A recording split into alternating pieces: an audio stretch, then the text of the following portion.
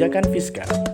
Kebijakan fiskal adalah kebijakan yang dilaksanakan oleh pemerintah dengan cara menaikkan atau menurunkan pendapatan negara atau belanja negara dengan tujuan untuk mempengaruhi tingkat pendapatan nasional. Kebijakan fiskal, pertama, aspek kuantitatif, artinya berhubungan dengan jumlah uang yang harus ditarik dan dibelanjakan. Kedua, aspek kualitatif, artinya berhubungan dengan peningkatan jenis-jenis pajak, pembayaran, dan subsidi.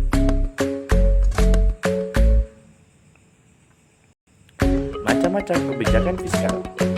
Pertama, kebijakan anggaran seimbang. Kedua, kebijakan anggaran surplus. Ketiga, kebijakan anggaran defisit. Dan yang keempat, kebijakan anggaran dinamis. Kebijakan fiskal yang dilakukan oleh pemerintah.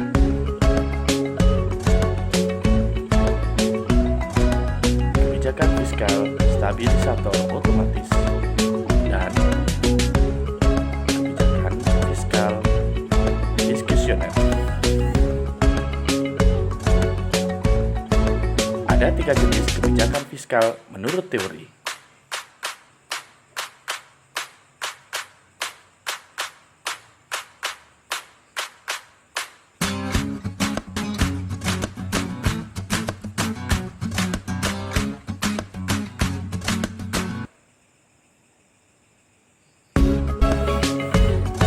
Peran kebijakan fiskal.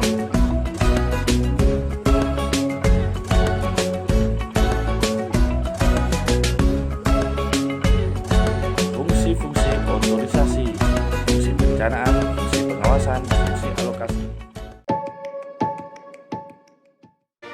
Berikan yang terbaik dari Anda untuk Republik ini.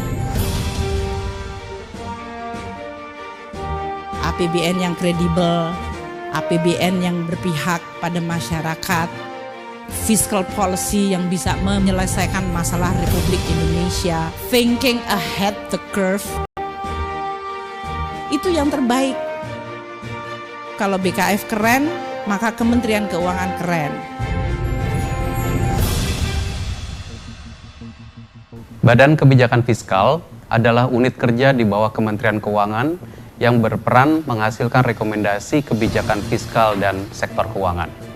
Rekomendasi tersebut akan menjadi bahan pengambilan keputusan oleh Menteri Keuangan.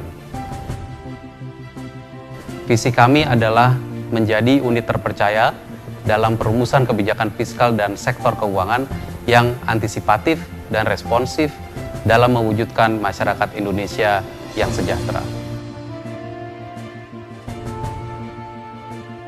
Memiliki peran sentral dalam merumuskan rekomendasi kebijakan yang selalu melibatkan peran serta seluruh stakeholder. Berpegang pada 3 prinsip, research atau evidence-based policy, knowledge coordinator, dan integrated policy. Setiap rekomendasi kebijakan selalu berlandaskan pada bukti-bukti yang kuat melalui proses riset, telaah teoritis, dan lesson learned.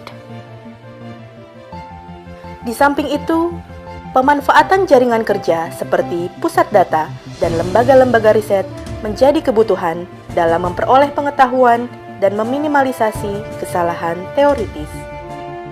Rekomendasi kebijakan yang ada telah melalui proses komunikasi dan koordinasi yang baik. Hal ini diperlukan untuk menghindari kebijakan yang tumpang tindih, sehingga kebijakan menjadi lebih efektif dan efisien. Rekomendasi kebijakan yang dihasilkan Badan Kebijakan Fiskal dikelompokkan dalam 4 kategori. Rekomendasi kebijakan makrofiskal menjadi acuan dalam penyusunan nota keuangan dan rancangan anggaran pendapatan dan belanja negara.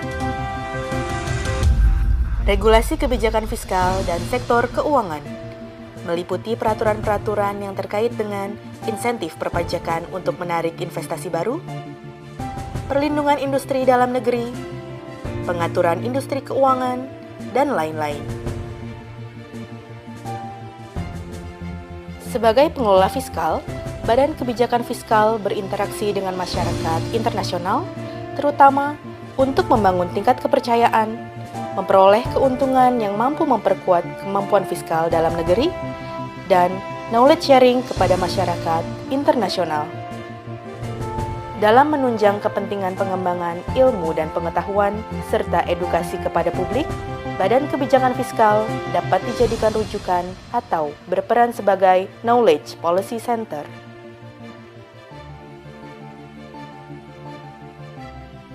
Badan Kebijakan Fiskal memiliki sumber daya manusia yang sebagian besar berpendidikan tinggi, dengan 58%-nya merupakan generasi milenial.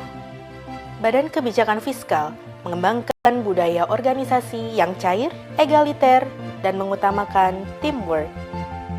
Dalam melaksanakan analisis, Badan Kebijakan Fiskal selalu memperbaharui teknik analisis melalui program-program benchmarking, forum-forum diskusi dengan kalangan akademis, dan kerjasama penelitian.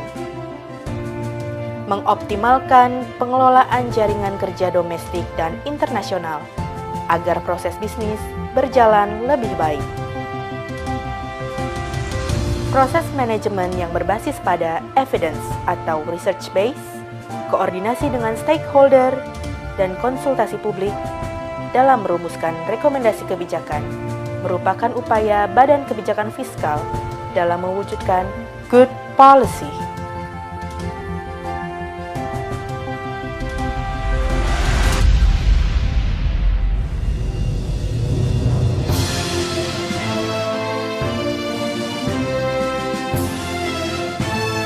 Giving the best of you. Belajar APBN? Tahukah kamu?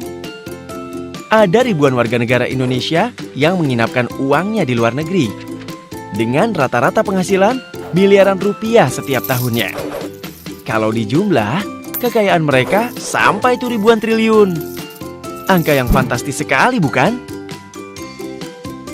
Sayangnya, kebanyakan dari mereka lalai membayar pajak loh.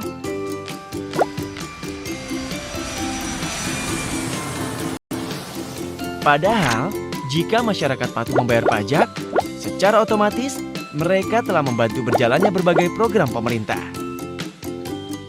Dengan membayar pajak, uang itu bisa digunakan untuk bangun jalan, jembatan, bandara, pelabuhan, pembangkit listrik, sekolah gratis, dan peningkatan layanan kesehatan. Tidak hanya itu, aliran dana yang kembali ke Indonesia juga bisa membantu perekonomian nasional seperti menciptakan lapangan pekerjaan dan mengurangi kemiskinan. Nah, banyak sekali keuntungan yang bisa masyarakat Indonesia dapatkan dengan membayar pajak ya. Karenanya, pemerintah membuat kebijakan baru khusus bagi mereka yang lalai membayar pajak, yaitu tax amnesty atau amnesti pajak. Amnesti pajak diberikan terhadap harta kekayaan yang dimiliki oleh wajib pajak, namun belum atau tidak dilaporkan. Kebijakan amnesti pajak menghapus pajak terhutang dan sanksi administrasi pajak bagi mereka yang mengajukan amnesti pajak dan membayar tebusan. Tawaran yang menarik sekali ya. Ungkap, tebus, lega. Sekian belajar APBN kali ini. Sampai jumpa di video selanjutnya dan tetap sadar APBN.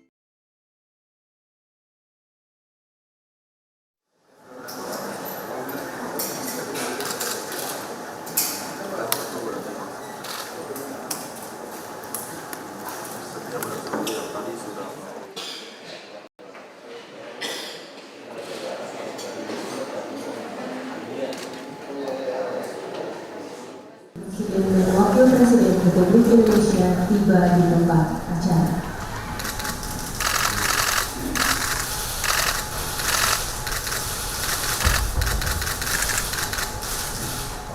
Rapat terbatas yang hari ini akan dibicarakan mengenai kebijakan ekonomi makro dan pokok-pokok kebijakan fiskal untuk tahun 2021 dan rencana kerja pemerintah RKP tahun 2021.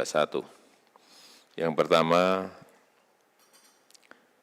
Saya minta sekali lagi untuk dikalkulasi secara detail mengenai resiko pelemahan ekonomi global, termasuk akibat dari merebaknya virus corona yang terjadi di awal tahun ini dan kemungkinan dampak ekonomi lanjutan di tahun 2021.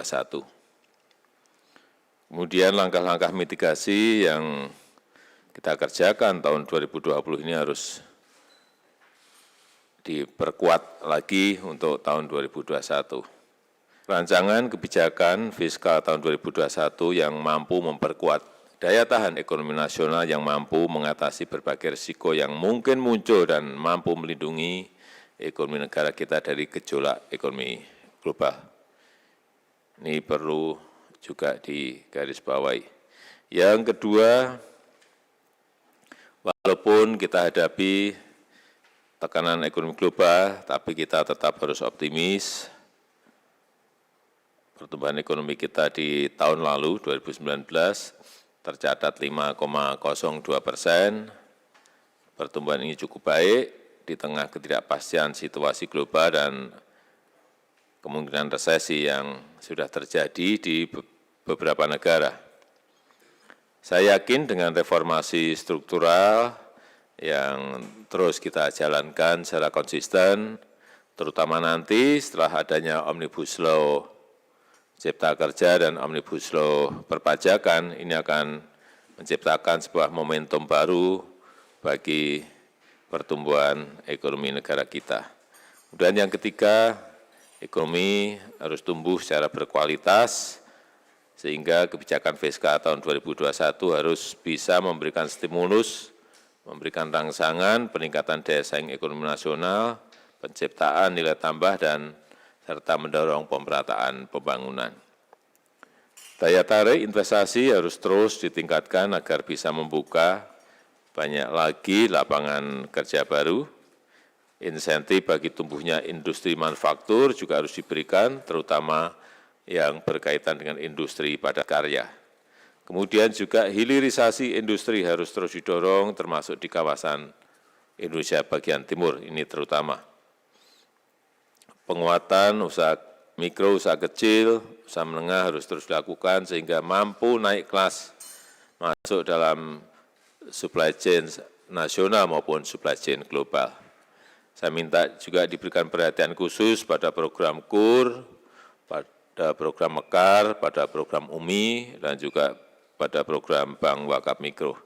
Yang keempat, di 2021 defisit neraca perdagangan dan transaksi berjalan harus semakin menurun, sehingga perlu diberikan prioritas pengembangan industri substitusi impor, kemudian melanjutkan kebijakan bioenergi ke program B40, B50, kemudian langkah-langkah terobosan dalam rangka meningkatkan lifting minyak kita. Yang kelima, kita lanjutkan terus penguatan SDM yang unggul melalui program pendidikan, kesehatan, pelatihan vokasional, lewat kartu prakerja, dan juga pengentasan kemiskinan. Saya rasa itu yang bisa saya sampaikan sebagai pengantar dalam rapat terbatas kali ini.